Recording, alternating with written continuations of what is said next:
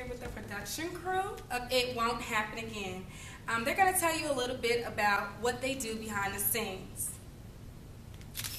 Mostly what we do is we come in and people who have an idea or production they want to do, we try and help them develop it. Because it's easy when you're a creative person and you write a script or you write something, you want people, you have an idea for it, but it's hard to actually get that vision out there. So we go in, we find out what the people want, and then we help them with the set. We help them if they need help with the writing. You know, they have an idea, but they need it changed a bit, lighting and sound, and we just come in and we really just bring it all together. We help them show their vision. Mm-hmm. Right. Mm-hmm. Yes, carrying on with what he said, we're very much behind the scenes. Sometimes we get in front of the camera if need be, but we just do background work, front ground work, side ground work, all the kind of groundwork that you could think of, and just keep the set live and ready to go with a lot of energy. Right. And a lot of positivity, because we want right. A great show every time, and just keep everybody in good spirits. That's great. What we try to focus on is bringing out the best in everyone. Some people have strengths greater than some have a little weaknesses or whatnot. We'll work on doing call times and everything so people know when they're supposed to be on stage. We also work with sound and lighting and things of that nature. So doing the vision part, like if we know that the scene is more dramatic, we may have certain types of lighting on certain areas of the stage and things like that. A little bit of coaching, acting coaching and things like that. If someone does do singing, we'll do some vocal coaching. We also work with music as well, and bring in bands and things of that nature. So we, like you said, tie everything together, loose ends and things. Some things so that the writer, or would not have that much pressure on them or anything. So we're there to relieve the pressure and bring everything together. That's awesome. And what do you guys do individually as far as work, school? Currently, I am finishing up my bachelor's degree at North Carolina A&T Pride. But I am, as far as me individually, I am a very active entertainment artist. I act, I sing, I boogie. I don't like to say that. It's choreography. So I boogie on the floor. There's a lot of collaborations. I have my own studio and give out studio time. Not give it out. That's $20 an hour. But plug. Yeah, plug. There you go. Studio time in anywhere that I could put my hands on to where I could just entertain and make somebody smile. Because I feel like that's my purpose here. Is just to make people happy and enjoy life. Because it's so important about life. You gotta love your life. Oh, really? Me next? Yes, you next. Quick, push me extra hard. Okay. Most of my work actually now is with ED because I'm out of school now, so far I'm just working with ED. Okay, that's awesome. And you? I am a mother, so when I am not with the children or whatnot in my spare time, I'm also a student. I also sing, so doing performances, things like that in studio time, studio work with that.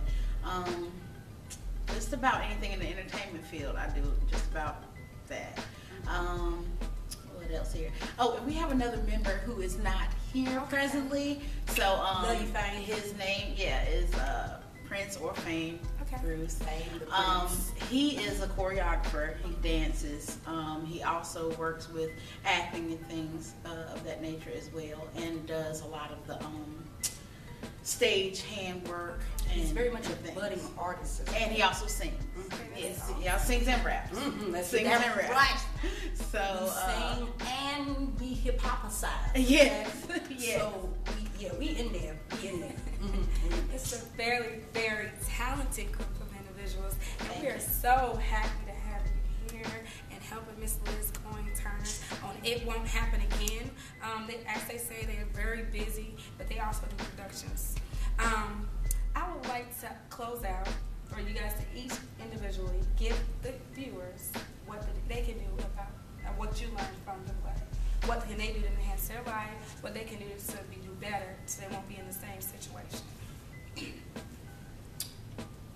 Brandon, you go first. Specifically, I'm not going to say so much from just from the actual play, but from putting a play together and taking something from Liz. You had to take something that you like, you love, and do that. I mean, if it's because, like Liz, you have a message you want to put out, or you're just a creative person, you have to find what it is you want to do and do that. That's going to bring you happiness. You know, having an idea, such a big idea of, oh, there's a message or there's a production of something, some play or whatnot I want to put out there. A lot of people don't do it because they're intimidated. And a lot of people go, well, how do I start when they want to do it? Just do it.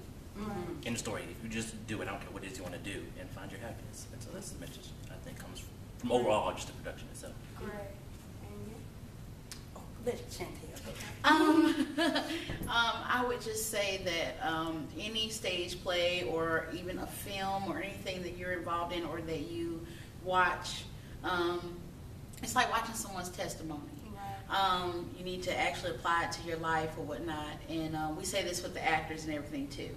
When they're actually in place and they're putting on a show, don't just look at it as like just a script or something that you're just doing because you like to do it. It needs to be like a passion, and you don't know who's out there who's looking at you who needs to hear your message. So everything that you're conveying in your role or whatnot is very important. And I would just say that when you're witnessing something like that, really pay attention to the whole story and everything. And people do tend to do that. I don't know how many times after a show that somebody's came up to us like, I can really identify with so-and-so, blah, blah, blah. So I have to let them know that, you know, really pay attention to those type of things. So that's what we want you to know. Just, it's like a testimony. Well, as far as the play, basically, you have to follow your dreams. You know, your dreams are your catalyst to the. How can I put this? I won't sound intelligent. Your dreams are the catalyst to the products that you put out into the world. That has your name on it. Follow them, believe them wholeheartedly with your whole heart. You are going to have doubts. That's life. But if you didn't have doubts, then that's probably a dream that you shouldn't have. Because, you know, anything that's worth it, you need to go ahead and fight for it. You need to work for it. You need to put your best foot forward. You need to be able to communicate with what you want and everything. And that's pretty much my message as far as the play goes. As far as life in general, just smile. Smile.